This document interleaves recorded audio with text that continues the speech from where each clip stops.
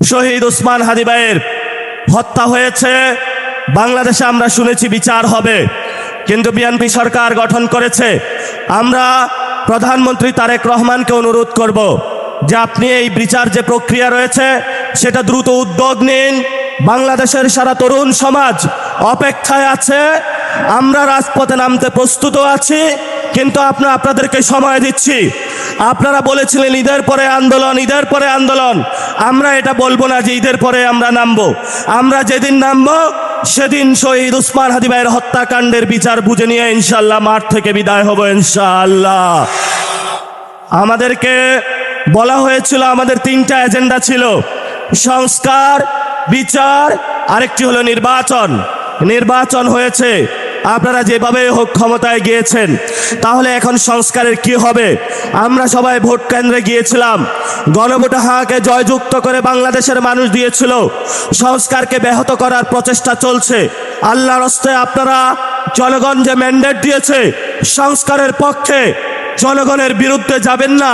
যদি জনগণের বিরুদ্ধে যান সেটা শহীদ জিয়ার আদর্শ হতে পারে না, বেগম খালেদা জিয়ার আদর্শ হতে পারে না কোনোভাবেই। এজন্য আমরা আপনাদেরকে অনুরোধ করব, যেই পথ শহীদ জিয়াউর রহমান, বেগম খালেদা জিয়া এই বাংলাদেশের মাটিতে জীবন দিয়ে প্রমাণ করে গিয়েছিলেন যে বাংলাদেশের মাটিতেই থাকবো, এখানেই শহীদ হব, তবু বাংলাদেশের মানুষের সাথে গাদ্দারি করব না, সেই পথে আপনাদেরকে থাকার আমরা অনুরোধ জানাচ্ছি। সর্বশেষ কথা, শেখ হাসিনা এখনো কিন্তু আমরা তাদেরকে ফাঁসির কাঠগড়ায় দাঁড় করাতে পারি নাই।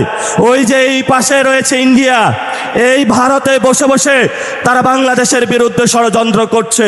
আমরা প্রধানমন্ত্রীকে অনুরোধ জানাবো, নির্বাচন হয়েছে, এখন বিচারের উদ্যোগ নিন।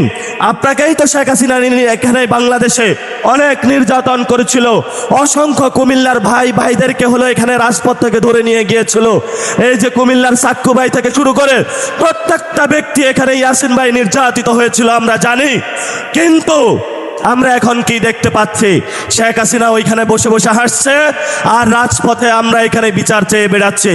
আপনারা বিচারের উদ্যোগ নিন, ইনশাআল্লাহ নতুন বাংলাদেশ গঠন হবে। সবাই ভালো থাকবেন। ইনকিলাব জিন্দাবাদ, বাংলাদেশ জিন্দাবাদ, কুমিল্লাবাসী জিন্দাবাদ। দেখা হবে রাজপথে ইনশাআল্লাহ। আসসালামু আলাইকুম ওয়া রাহমাতুল্লাহ।